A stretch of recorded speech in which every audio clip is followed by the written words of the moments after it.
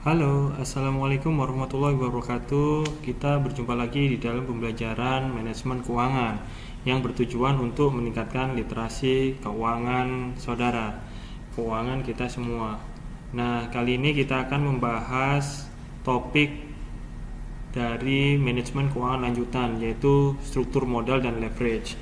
Nah, kalau referensi utama dari pembahasan kita kali ini adalah menggunakan bukunya Brigham Houston Manajemen Keuangan yang edisi ke-13.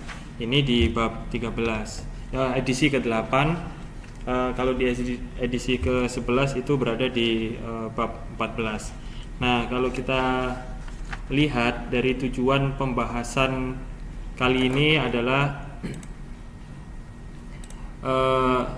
kita bisa membahas tentang pengaruh leverage keuangan terhadap harga saham, laba per saham, dan biaya modal. Nah, hal ini bertujuan untuk membantu para manajer dalam memahami faktor-faktor yang harus dipertimbangkan ketika mereka menetapkan kisaran struktur modal yang optimal bagi perusahaannya. Nah, sebagaimana yang kita ketahui bersama bahwa jika perusahaan itu ingin berkembang, maka perusahaan memerlukan modal, dan modal tersebut datang dalam bentuk utang ataupun modal atau ekuitas. Nah, pendanaan utang memiliki dua keunggulan yang utama, yaitu yang pertama adalah bunga yang dibayarkan atas utang dapat menjadi pengurang pajak, dan sementara dividen yang dibayarkan atas saham itu bukan pengurang pajak. Hal ini akan menurunkan biaya relatif utang. Dan yang kedua, pengembalian atas utang jumlahnya itu tetap, sehingga pemegang saham tidak ikut menerima laba perusahaan jika perusahaan meraih keberhasilan yang luar biasa. Tapi utang juga memiliki kelemahan. Ada dua setidaknya kelemahan yang dicatat. Yang pertama adalah penggunaan utang dalam jumlah yang besar itu bisa meningkatkan risiko perusahaan yang meningkatkan biaya dari utang maupun ekuitas. Dan yang kedua, jika perusahaan mengalami masa-masa buruk dan laba operasinya tidak mencukupi untuk menutup beban bunga, maka pemegang saham terpaksa harus menutupi kekurangan tersebut. Nah, kalau perusahaan tidak bisa, maka perusahaan tersebut akan mengalami kebangkrutan. Nah, masa-masa yang baik itu bisa jadi ada di in the top of the road ya. Tetapi utang yang terlalu banyak itu juga dapat membuat perusahaan tidak dapat mencapainya atau memenuhi kewajiban untuk membayar utangnya dan menghabiskan ekuitas pemegang saham. Oleh karena adanya faktor-faktor itu, maka perusahaan dengan laba dan arus kas operasi yang tidak stabil itu cenderung membatasi penggunaan utang. Nah, di lain pihak, perusahaan dengan risiko besar, dengan risiko usaha yang lebih kecil dan arus kas operasi yang lebih stabil, maka dapat lebih banyak mengambil utang. Seperti itu. Nah, kalau kita membahas struktur modal yang optimal suatu perusahaan, itu merupakan kombinasi dari utang dan ekuitas yang memaksimumkan harga saham perusahaan. Nah, pada saat tertentu, manajemen perusahaan itu perlu menetapkan struktur modal yang ditargetkan dengan mempertimbangkan keunggulan dan kekurangan dari utang ataupun penambahan ekuitas pemegang saham. Yang mungkin itu merupakan struktur yang optimal, tapi target tersebut dapat berubah dari waktu ke waktu. Nah, kalau ada pertanyaan bagaimana struktur modal yang ideal, itu jawabannya bergantung pada jenis dan resiko yang dihadapi oleh perusahaan ataupun visi dan misi dari perusahaan tersebut. Apakah perusahaan ini memiliki tujuan untuk berkembang lebih luas tapi dengan arus kas yang lebih kecil, atau perusahaan ini memiliki arus kas yang besar tapi tidak ingin berkembang secara lebih luas, seperti itu. Nah, itu bergantung pada banyak aspek selain dari apa yang sudah saya sebutkan tadi. Nah, terdapat faktor-faktor yang mempengaruhi dalam struktur modal. Nah, ini yang harus dipikirkan oleh masing-masing perusahaan dalam menetapkan struktur modalnya. Nah, sejumlah faktor yang mempengaruhi struktur modal suatu perusahaan itu bisa meliputi yang pertama risiko bisnis, yang kedua pengaruh perpajakan atau tax position, dan kebutuhan akan fleksibilitas keuangan. Nah, kebutuhan pada fleksibilitas keuangan ini sangat penting karena ini sangat mempengaruhi arus kas dari perusahaan. Yang selanjutnya adalah konservatisme atau agresivitas manajerial. Maksudnya adalah bagaimana manajemen di dalam perusahaan tersebut itu bersifat agresif dalam mengembangkan perusahaan atau bersifat konservatif dalam menghadapi persaingan pasar. Nah, perusahaan itu perlu menempatkan segala sesuatu dalam perspektifnya, kaitannya dengan faktor-faktor yang memengaruhi struktur modal ini. Nah, ketika kita menghitung rata-rata tertimbang dari biaya modal, itu perusahaan bisa berasumsi bahwa mereka memiliki suatu sasaran struktur modal yang spesifik. Namun, sasaran struktur modal dapat berubah dari waktu ke waktu. Nah, di mana perubahan tersebut bisa mempengaruhi risiko dan biaya setiap jenis modal. Nah, semua ini tentunya bisa mengubah struktur modal yang spesifik tadi. Nah, terdapat banyak faktor yang mempengaruhi keputusan struktur modal, dan seperti yang nanti kita bahas, itu menentukan struktur modal yang optimal itu bukan sebuah ilmu yang bersifat pasti. Jadi perusahaan di dalam industri yang sama sekalipun itu sering memiliki perbedaan struktur modal yang cukup signifikan. Nah, dalam pembahasan ini kita akan melihat pengaruh utang pada risiko dan struktur modal yang optimal. Nah, yang pertama yang kita bahas adalah sasaran struktur modal. Sasaran struktur modal itu dipandang sebagai struktur yang bisa memaksimalkan harga saham sebuah perusahaan. Nah, menganalisis situasi dan mencoba untuk menentukan struktur optimal yang tentunya akan bermanfaat, namun pada pelaksanaannya itu bisa jadi sulit untuk melakukan estimasi yang bersifat rigid. Nah, hal ini berakibat perusahaan bisa jadi memiliki struktur modal yang optimal itu dalam sebuah rentang nilai, misalnya 40-50% yang terdiri atas utang dan bukan suatu angka pasti, bisa jadi 45%. Nah, perusahaan pada umumnya mempelajari situasi, mengambil kesimpulan tentang struktur modal yang optimal, sekaligus menentukan sebuah sasaran struktur modal atau disebut dengan target capital structure. Nah, bisa jadi berupa angka yang tetap seperti utang sebesar 45% atau 50%. Nah, selanjutnya jika rasio utang aktual di bawah tingkat sasaran, maka perusahaan bisa menghimpun modal dengan menerbitkan utang atau surat utang. Nah, sementara jika rasio utang di atas sasaran, maka yang bisa digunakan adalah ekuitas. Nah, sasaran ini bisa berubah dari waktu ke waktu seiring dengan perubahan kondisi. Namun, pada satu waktu, manajemen biasanya bisa jadi memiliki satu struktur spesifik yang menjadi acuan dalam menentukan struktur modal. Nah, penentuan struktur modal ini bisa melibatkan pertukaran antara risiko dan return. Selalu kita harus membahas risk dan return atau cost benefit analysis. Nah, penentuan ini mempertimbangkan dua hal. Yang pertama adalah menggunakan utang dalam jumlah yang lebih besar, itu bisa meningkatkan risiko yang ditanggung oleh pemegang saham, karena perusahaan harus menanggung beban di dalam utang itu. Nah, kemudian menggunakan lebih banyak utang pada umumnya bisa meningkatkan perkiraan pengembalian atas ekuitas. Nah, dari dua hal itu kita bisa berasumsi bahwa resiko yang semakin tinggi terkait dengan utang dalam jumlah yang lebih besar cenderung bisa menurunkan harga saham karena beban perusahaan akan semakin meningkat. Tetapi perkiraan tingkat pengembalian yang lebih tinggi diakibatkan oleh utang yang lebih besar itu bisa meningkatkan pengembalian atas harga saham itu. Jadi perusahaan perlu berusaha untuk mencari struktur modal yang menghasilkan keseimbangan antara risiko dan pengembalian yang bisa memaksimalkan harga saham. Nah, setidaknya ada 4 faktor utama yang bisa memengaruhi struktur modal. Yang pertama tadi yang kita bahas di sini,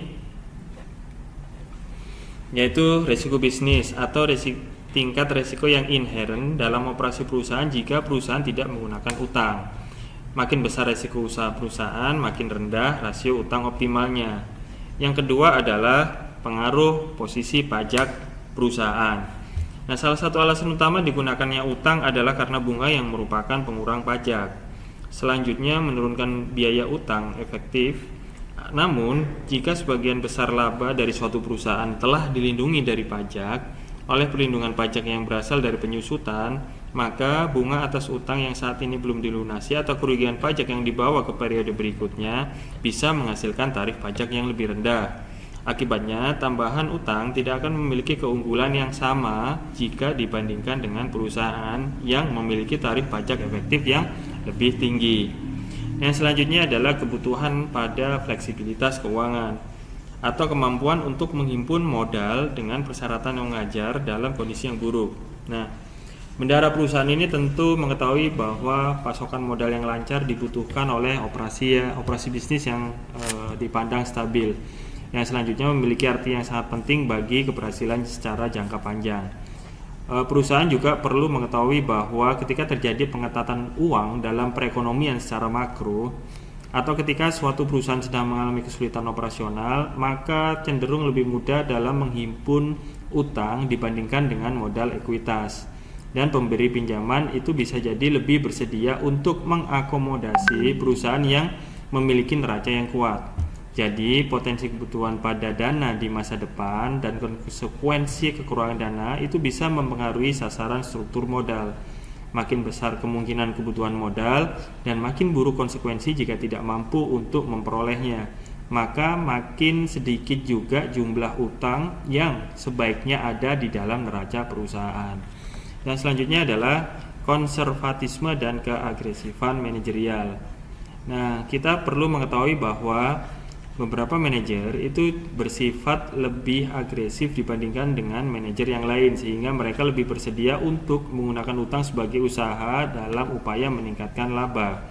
Faktor ini tidak mempengaruhi struktur modal optimal yang sebenarnya atau struktur modal yang memaksimalkan nilai. Namun, sifat manajerial ini memang bisa mempengaruhi sasaran struktur modal perusahaan. Nah, keempat faktor ini memiliki pengaruh yang besar pada sasaran struktur modal. Namun, kondisi operasional itu bisa menyebabkan struktur modal aktual berbeda dari sasaran. Nah, misalnya harga saham aktual suatu perusahaan mungkin karena beberapa alasan tertentu yang berada jauh di bawah nilai intrinsik seperti yang diyakini oleh manajemen. Nah, dalam hal ini perusahaan itu tentu enggan menerbitkan saham baru untuk menghimpun modal, sehingga manajemen mungkin bisa menggunakan pendanaan utang. Bahkan meskipun hal ini bisa menyebabkan rasio utang naik di atas tingkat sasaran. Nah, namun diasumsikan perusahaan bisa mengambil langkah-langkah untuk mengembalikan struktur modal ke tingkat sasarannya saat harga saham mendekati nilai intrinsik dari perusahaan. Nah, dari sini silahkan dijawab pertanyaan berikut ini. Yang pertama, dalam hal apakah penentuan sasaran struktur modal itu bisa melibatkan sebuah pertukaran antara risiko dan pengembalian, dan mengapa kondisi pasar mungkin akan menyebabkan struktur modal aktual suatu perusahaan yang berbeda dari sasarannya? Nah, silahkan dijawab di kolom komentar.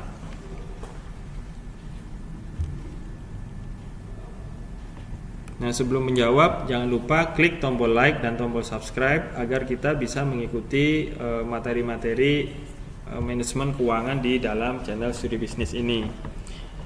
Nah, selanjutnya kita akan membahas tentang resiko usaha dan resiko keuangan.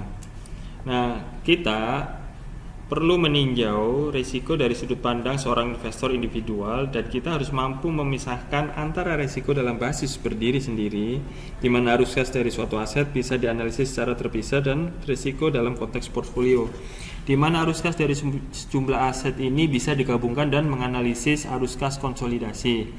Dalam sebuah konteks portfolio, kita bisa melihat bahwa risiko suatu aset dapat dibagi menjadi dua komponen. Yang pertama adalah risiko yang dapat didiversifikasi, kemudian risiko yang dapat dihilangkan melalui diversifikasi dan tidak menjadi perhatian utama bagi kebanyakan investor, dan risiko pasar atau market risk yang diukur oleh koefisien beta, di mana nilai koefisien beta mencerminkan pergerakan pasar secara luas yang tidak dapat dihilangkan oleh diversifikasi dan menjadi perhatian bagi seluruh investor.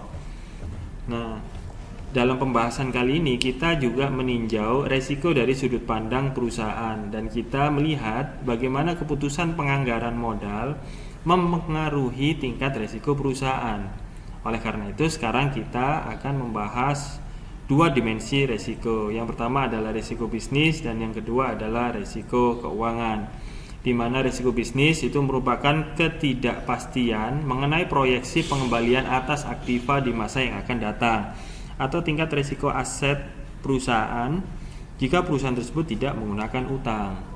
Nah, apabila hal-hal lain dianggap sama, makin rendah risiko bisnis perusahaan, tinggi juga rasio utang yang optimal. Nah, risiko yang kedua adalah risiko keuangan, yaitu tambahan risiko yang dibebankan pada pemegang saham biasa sebagai akibat dari penggunaan utang. Nah, kita membahas risiko yang pertama, yaitu risiko bisnis. Risiko bisnis ini sebagaimana yang kita bahas merupakan faktor penentu struktur modal yang paling penting. Bagi perusahaan yang tidak memiliki utang, risiko usaha dapat diukur oleh variabilitas dalam proyeksi pengembalian aset. Nah, kita lihat apabila perusahaan tidak memiliki utang, maka return on equity-nya itu bisa jadi sama dengan return on asset. Dan salah satu di antara kedua nilai tersebut dapat digunakan untuk mengestimasi risiko usaha. Nah, suatu perusahaan itu memiliki risiko bisnis yang kecil apabila permintaan pada produknya itu bersifat stabil dan tidak bersifat fluktuatif. Kemudian yang kedua, harga masukan dan produknya itu relatif konstan. Kemudian yang ketiga, harga produknya itu bisa segera disesuaikan apabila terjadi perubahan harga. Dan yang keempat, itu sebagian besar biaya dari membuat produk itu bersifat tidak tetap atau bersifat fleksibel, sehingga bisa menurun jika produksi dan penjualannya menurun. Oleh karena itu, risiko usaha bisa kita definisikan sebagai tingkat risiko yang inherent dalam operasi perusahaan jika tidak menggunakan utang. Nah, risiko usaha bergantung pada 7 faktor yang terdiri dari variabilitas permintaan, variabilitas harga jual, variabilitas biaya masukan, kemampuan untuk menyesuaikan harga keluaran terhadap perubahan dalam biaya masukan, kemudian kemampuan untuk mengembangkan produk baru dengan cara yang tepat waktu dan biaya yang efektif, kemudian pemaparan risiko secara global, dan sejauh mana tingkat biaya-biaya yang merupakan biaya tetap, yaitu leverage operasi. Nah, selanjutnya kita membahas faktor yang ketujuh, yaitu sejauh mana tingkat biaya-biaya yang merupakan biaya tetap atau leverage operasi.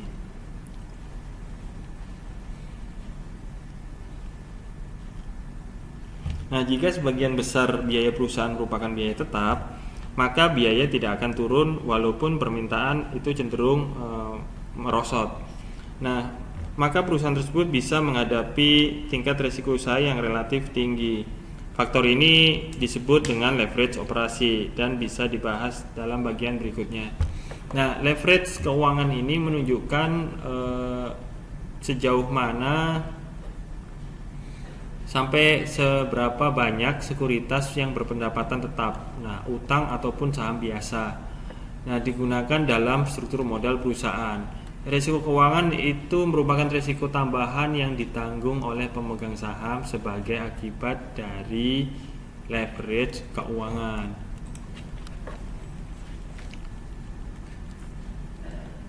Nah, dari sini kita bisa melihat grafik dari distribusi probabilitas return on equity baik dengan leverage ataupun tanpa leverage. Nah, bisa kita lihat di sini. Dengan utang 0%, maka kerapatan probabilitas itu ROE-nya itu cenderung lebih tinggi dibandingkan dengan utang 50%. Nah, di sini kita bisa melihat bahwa utang dengan utang 0% dan utang 50% itu bisa menghasilkan ROE yang berbeda seperti itu. Nah, yang selanjutnya adalah kalau kita bandingkan probabilitas EPS dengan tingkat leverage yang berbeda. Nah, EPS dengan pembiayaan utang 50% itu dinilai itu menghasilkan nilai EPS yang lebih tinggi dibandingkan dengan utang 0% seperti itu. Nah, oleh karena itu perusahaan perlu mempertimbangkan apakah harus menggunakan utang atau tidak, bergantung pada masing-masing tujuan yang dimiliki oleh perusahaan tersebut. Nah, terdapat beberapa teori yang mendasari adanya struktur modal. Yang pertama adalah Modigliani dan Miller.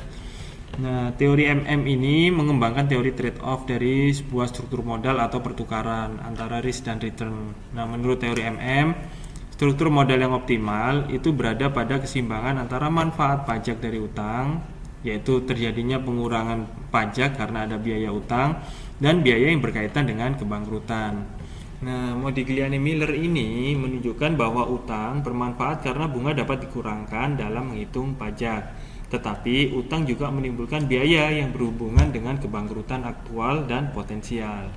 Nah, selain teori dari Modigliani-Miller ini, terdapat teori pelengkap, yaitu disebut dengan teori alternatif. Untuk struktur modal yang berhubungan dengan isyarat yang diberikan kepada investor melalui keputusan sebuah perusahaan untuk menggunakan utang atau saham dalam memperoleh modal yang baru. Nah, penggunaan saham ini merupakan isyarat yang negatif. Kenapa? Penggunaan utang itu juga merupakan syarat yang positif atau paling tidak merupakan isyarat yang net. Nah, hal ini berakibat pada perusahaan itu selalu berupaya untuk menghindari penerbitan saham dengan mempertahankan sebuah kapasitas cadangan untuk meminjam. Dan hal ini berarti menggunakan lebih sedikit utang pada saat-saat yang keadaan normal daripada yang disarankan oleh teori trade-off MM. Kemudian, bagaimana kita mengendalikan manajer keuangan atau perusahaan secara umum dengan utang yang tinggi?